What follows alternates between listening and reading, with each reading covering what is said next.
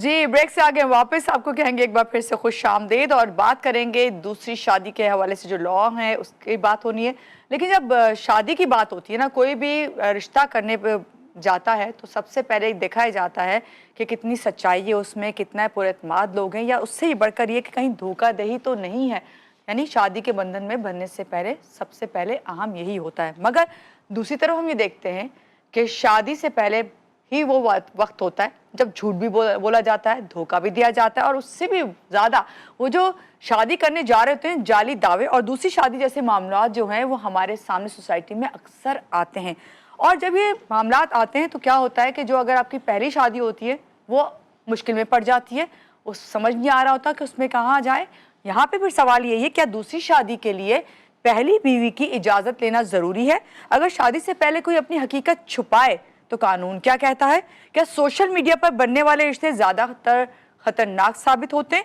इन्हीं बातों पे हम बात करेंगे। हमारे साथ जो एडवोकेट साहब हैं, आपको पता है कि जब भी आते हैं आमिर विर्क जमील साहब, वो बताते हैं कि किस तरह से हमें कौन से कानून को लेते हुए चलना चाहिए। तो आज हम जानेंगे कि दूसरी शादी और कानूनी पहलू क्या है।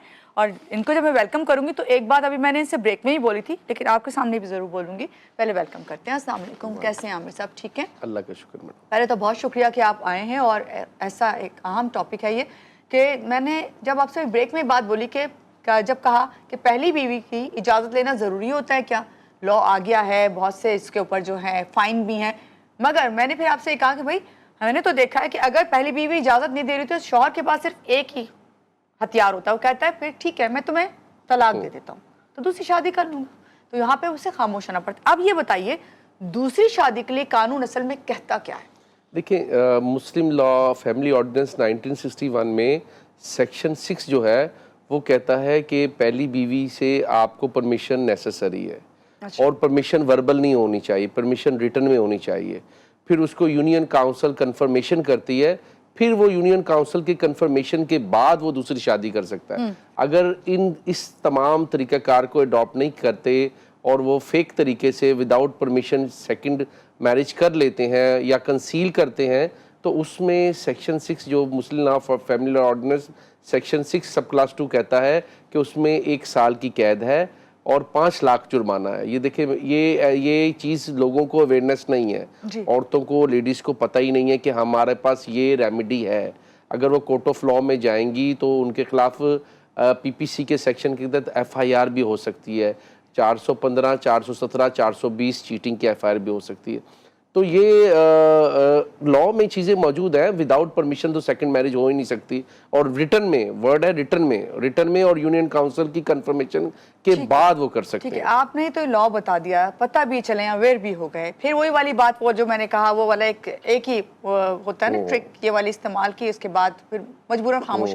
अच्छा, एक तरफ ये होता है कि दूसरी शादी जिससे आप करने जा रहे होते हैं वहाँ पे कहा जाता है कि एक तो पहले कभी तो कहते हैं शादीशुदा ही नहीं है, या अगर पहली बीवी थी तो उसको तलाक दे चुके हैं, इस तरह झूठ बोल के दूसरी शादी जो है वो कर ली जाती है। तो यहाँ पे फिर कानून, और फिर पता चले कि पहली बीवी और पहली बीवी को पता चला कि दूसरी शादी हो चुकी है, तो यहाँ कानून फिर किसका तहफ़्फ़ुज़ करेगा? उस वाली का जो दूसरी, या पहली वाली को क्या करना होगा? देखिए, ये तो मिस्टेक तो उसकी है, एक तो निकाह ख्वाह की भी मिस्टेक है। मैं कहूँगा कि जो कंसील करके उसको राइट डाउन कर रहा है, वेरीफाई नहीं कर रहा, रजिस्टर कर रहा है, उसको भी मालूम करवाना चाहिए। देखिए, आज तक डिजिटल दौर है।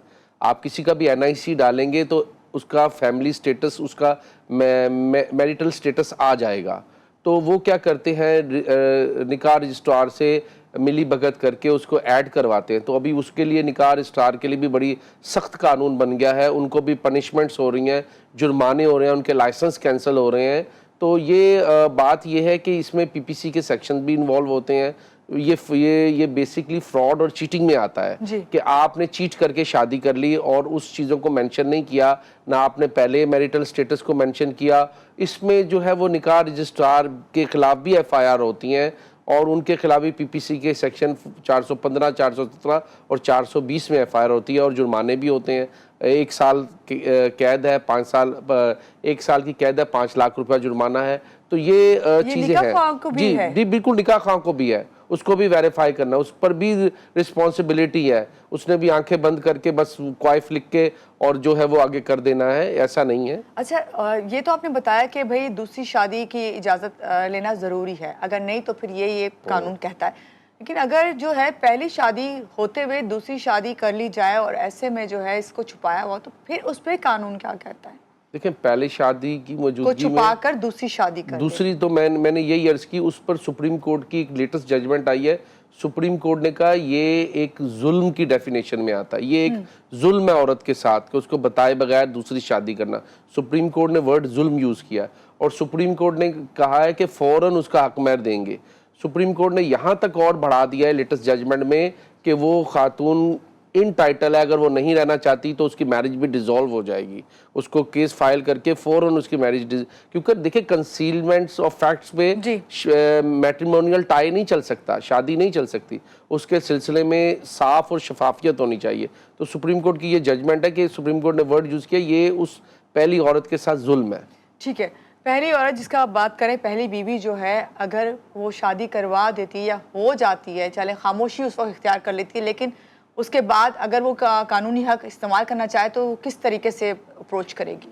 देखिए वो एक तो एक क्योंकि एप्लीकेशन, ज्यादातर रिटर्न में तो लेते ही नहीं है ना, अभी आपने कहा रिटर्न में होना चाहिए, रिटर्न में लेते ही नहीं है। अगर रिटर्न में नहीं होती तो यूनियन काउंसिल उसको करेगा ही नहीं, जो लॉ में लिखा हुआ है। अगर पहली बीवी की रिटर्न परमिशन नहीं होगी तो यूनियन काउंसिल पहली बीवी से वेरीफाई करेगा, फिर वो जो है वो लेटर उसको देगा कि आप कर सकते हैं। अगर ये सारा प्रोसीजर, तो झूठ काम चल जाता है, झूठ पेपर्स लेटर्स बन जाते हैं।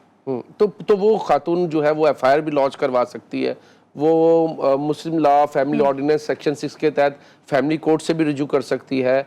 वो हक महर भी फौरन तलब कर सकती है। वो डिसोल्यूशन ऑफ मैरिज में भी जा सकती है।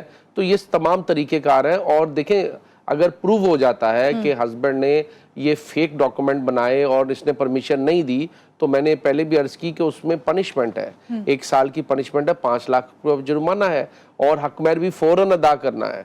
तो ये चीज़ें हैं। अच्छा, अभी आपने कहा ये पनिशमेंट तो है, बाज़ मर्द हजरात ऐसे भी स्टेप ले सकते हैं जब उन्हें लगे कि ये चीज़ होने लगी है, पहली बीवी दावा करने लगी है, तो उस वक्त उसको जो है वो वो तलाक दे देते हैं। ये भी चीज़ें देखने में आई हैं। अच्छा, यहाँ पे एक चीज़ और पूछूंगी, जब हम पहली बीवी की बात करें, पहली बीवी से बच्चे हैं अगर, तो क्या बच्चों पे भी ये कानूनी असर कोई पड़ता है? कोई इसके लिए भी कोई लॉ है? देखिए, बच्चे तो उसकी दूसरी शादी कर लेता है बंदा, दूसरी शादी कर लेता है तो पहली बीवी ये हक रखती है कि वो कोर्ट ऑफ लॉ में जाके खर्चे का केस फाइल करेगी कि बच्चे तो उसी के ही है ना, खर्चा उसको देना है। और अगर वो फीमेल चाइल्ड है तो उसको टिल मैरिज तक पैसे देने हैं जब तक उसकी शादी नहीं होती, और अगर मेल है तो उसको 18 साल तक तो देना ही है। सुप्रीम कोर्ट ने और आगे कर दिया कि अगर 18 साल भी क्रॉस कर देता है तो उसके एजुकेशन के एक्सपेंस भी उसको देने हैं। तो बात यह है कि शादी करना आसान है, उसको निभाना बहुत मुश्किल है। मसले ये हैं कि लोगों को अवेयरनेस नहीं है, औरतें बैठ जाती हैं इस तरीके से। उनको अपना राइट इन्वॉक करना चाहिए कोर्ट ऑफ लॉ में जाके। अगर उसने दूसरी शादी की है तो पहली वाइफ के जो बच्चे हैं उनका भी राइट है, उनको अपना खर्चा लेना चाहिए। अगर नहीं देते तो इसमें सिविल इम्प्रिजमेंट है, उसको जो है वो कोर्ट जो है वो 6 महीने के लिए जेल भेज सकती है और जाके वहाँ से वो वहाँ अंदर जेल के अंदर मजदूरी करके मेंटेनेंस तो लाजमी देना है। बच्चे हैं उसको देना है, बच्चे रहें या नहीं रहें, बच्चे माँ के साथ भी रहने, मगर खर्चा बाप को देना ही है। उसके अंदर कोई फ्लेक्सिबिलिटी नहीं है कि जी छूट है कि वो नहीं, उसने दूसरी शादी कर ली तो वो पहले बच्चों को कुछ ये कि औरत को इस तरह की कानून जो उसका पता होना चाहिए, अवेयरनेस होनी चाहिए। एक सवाल जो मेरा ख्याल है कि हर कोई इसका जवाब जानना चाहेगा, इस्लाम में मर्द को 4 शादियों की इजाज़त है, ठीक है, लेकिन पाकिस्तानी कानून की इस हवाले से क्या शराइत है? देखिए, 4 शादियों की इजाज़त है, मगर दूसरा उसमें है अदलो इंसाफ करे। ऐसा नहीं है कि 4 शादियाँ कर रहा है, उसके अपने पास खाने के लिए कुछ नहीं है, उसने 4 शादियाँ कर ली, उसके वसाइल नहीं है, तो उसने एक तबाही की है। आपका वो उसमें है कि अदलो इंसाफ करे। आप देखें, दूसरी शादी के लिए भी कुछ कंडीशंस हैं। आपके माली वसाइल ऐसे हों या कोई औरत में भांजपन हो या कुछ इस तरीके के कुछ कमजोरियां हो तो वो कर सकता है। अगर ऐसी कोई नहीं है और वो अदलो इंसाफ नहीं कर सकता तो वो फिर जुल्म कर रहा है, अपने साथ भी जुल्म कर रहा है, और जो है वो जो शादियां कर रहा है औरतों के साथ भी जुल्म कर रहा है और बच्चों के साथ भी जुल्म कर रहा है। तो ऐसा कुछ है नहीं, उसमें बड़ी ये है कि वेल सेटल है और कोई कॉम्प्लिकेशंस हैं उनकी फर्स्ट वाइफ में, सबसे बड़ी बात तो ये सबसे फिर वो कर बराबरी सकता का जो है। बैलेंस हाँ, रख वो सकता है बैलेंस तो कर फिर- सकता है। अच्छा आमिर साहब एक चीज और है, लोग जो है खुफिया शादी कर लेते हैं, खुफिया शादी करते हैं, सालों के बाद पता चलता है कि भाई उन्होंने तो शादी इतने साल से की हुई है। इसके लिए क्या कानून कहता है, इसके क्या फाइन है इस पर? देखिए, वो अगर खुफिया शादी करते हैं और फर्स्ट वाइफ को पता चलता है तो वो कोर्ट ऑफ लॉ में जाके देखिए, जब तक डेटरेंस नहीं होगा सोसाइटी में, ये माशरा इस तरीके से ये होता रहेगा, किसी को तो सामने आना पड़ेगा। अगर ऐसा है, उनको पता चलता है फर्स्ट वाइफ को, प्रूफ भी हैं, वो कोर्ट ऑफ लॉ में जाके FIR लॉन्च करवा सकती हैं, खुला भी दायर कर सकती हैं, मेंटेनेंस क्लेम कर सकती हैं, और जो है बच्चों का खर्चा भी क्लेम कर सकती हैं। ठीक है जी, आपने शादी किया मगर आपको यहाँ भी एक्सपेंस पूरे करने हैं, तो वो तो उसकी रिस्पॉन्सिबिलिटी, अगर पूरे नहीं करता तो यहाँ फैमिली कोर्ट्स फौरन जो है वो जेल कस्टडी कर देती हैं कि ठीक है जी, आप पर एग्जीक्यूशन में अगर आपने ये डिग्री थी उसको आपने कंप्लाइंस नहीं किया तो फिर वो सिविल इम्प्रिजमेंट काटता है। पैसे तो देने ही देने हैं, आप 4 शादियाँ करें 3 दें, बच्चों का खर्चा देना है, बीवी अगर आपने 3 रखी है, तीनों का खर्चा देना है। ये एक छूट नहीं होगी कि 3 कर ली या 4 कर ली, वो फिर आप अपने लिए और कॉम्प्लिकेशंस क्रिएट जहाँ पे ये बात हो रही है, पहली शादी आपकी हुई हुई, उसके बाद दूसरी शादी करते वक्त इजाजत देना, वहाँ ये बात करूंगी अभी जिस तरह आपने 3 बीवियों का जिक्र किया, चौथी करने जा रहे हैं, तो क्या उस वक्त तीनों बीवियों से इजाजत ली जाएगी रिटर्न में कि चौथी शादी करने जा रहे हैं, या इसमें बस पहली बीवी से इजाजत ली जाती है? नहीं जी, जितनी भी बीवी होंगी तीनों से ही परमिशन लेनी पड़ेगी। और तीनों अगर इस तरह नहीं है तो कोई भी बीवी किसी वक्त भी खड़े होकर दावा कर सकती है कि ये फाइन इनको किया जाए या अरेस्ट किया जाए। बिल्कुल, कानून बिल्कुल, साथ देगा, फैमिली लॉ ये कहते हैं। बिल्कुल बिल्कुल, फैमिली लॉ ऑर्डिनेंस सेक्शन 6 बिल्कुल क्लियर है, बिल्कुल वो पनिशमेंट उनको होगी। और दूसरा जो है वो फेक उन्होंने जो अपनी वो वाइफ अपने निकाह नामे में जो ये 3 बीवियां थी उनको छुपाया, उसकी भी FIR लॉज हो सकती है और उसमें पनिशमेंट भी है और जुर्माना भी है। तो बिल्कुल ये है, ऐसा नहीं है जी। अच्छा आमिर साहब, क्या दूसरी शादी के ज़्यादातर केसेस, क्योंकि आप जाहिर बात है आप ये केसेस देखते हैं, ज़्यादा केसेस इस तरह के आते हैं जो कि मोहब्बत की शादियाँ होती हैं या फिर ये अरेंज मैरिज में ज़्यादा आते हैं? देखिए, बात ये है कि ज़्यादातर तो मैं एक चीज़ अर्ज करूं कि जो लव मैरिज है ना, वो थोड़ा सा जज्बात उसमें ज़्यादा होते हैं, और अरेंज मैरिज में आपको फैमिलीज को देखना पड़ता है। तो अरेंज मैरिज में डिवोर्स रेट बहुत कम है और लव मैरिज में डिवोर्स रेट ज़्यादा है, क्योंकि वहाँ फैमिली नॉर्म्स को नहीं देखा जाता। अरेंज मैरिज में हम कहीं ना कहीं कुछ कॉम्प्रोमाइज़ करते हैं और देखें बहुत कम रेट है, और उसमें 60-70% लव मैरिज में डिवोर्स रेट ज़्यादा है। हमारे ज़्यादातर जो भी केसेस आते हैं उसमें लव मैरिज में ही खुला या डिसोल्यूशन ऑफ मैरिज के केसेस आते हैं। सबको बस देखिए, मैं मैसेज यही दूंगा इस प्रोग्राम के तवज्जुह से कि औरतों को अपने हकूक मालूम होने चाहिए, निकाह नामे के क्वाइफ मालूम होने चाहिए, 13 से लेके 16 तक हक महर का है उसमें मालूम होना चाहिए, 17 में अगर वो एजुकेशन करना चाहती हैं तो वो उसमें लिखवाएं, 18th में वो अपनी डिवोर्स का जो राइट है वो उसको भी लिखवाएं कि मैं खुद खुला या डिवोर्स कर सकती हूँ। तो ये 13 से लेके जो 18 तक सेक्शन है उनको अच्छे तरीके से निकाहनामा को पढ़ें और उनको समझें, और ये इस प्रोग्राम के तवज्जुह से मैं ये प्रोग्राम बहुत शुक्रिया, बहुत अच्छे से आपने समझाया, और मेरा ख्याल है कि हम सबको समझ जाना चाहिए, खासतौर से ख़वातीन को अपने राइट्स जो है मालूम होने चाहिए।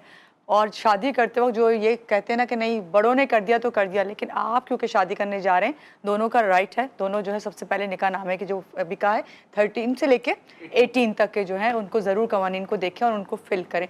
यहाँ लेंगे एक छोटी सी ब्रेक के बाद वापस आते हैं, रहिएगा हमारे साथ।